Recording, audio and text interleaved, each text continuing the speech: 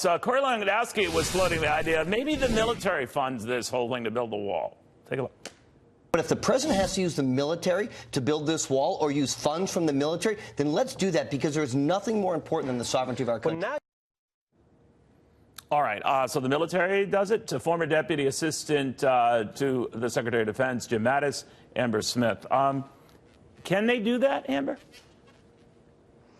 Well, repurposing previously allocated funds from a government budget has happened before. It's not unprecedented. It actually happens quite frequently. It's just usually approved by Congress. So what we saw from the president's tweet earlier last week was that it was an idea that he threw out there. He's saying, if Congress doesn't want to negotiate with me, I'm going to find an out-of-the-way box to solve this problem.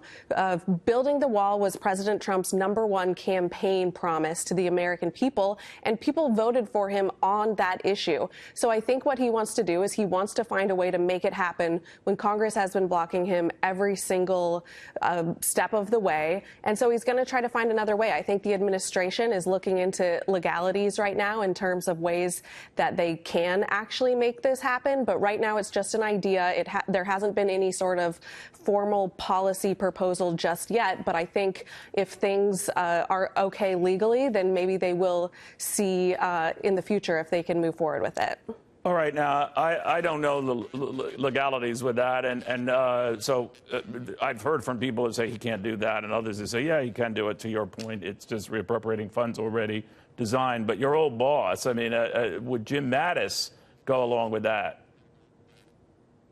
Well, right now, I think the same people who said that it was illegal to send troops to the border to help with the Custom and Border Patrol in the wake of the caravan coming up,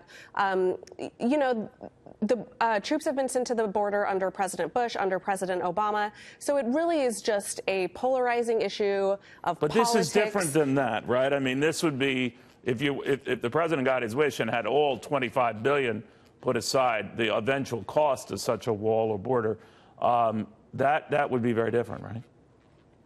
Well, I think probably the biggest problem is first of all, this is being looked at in a national security, through a national security lens.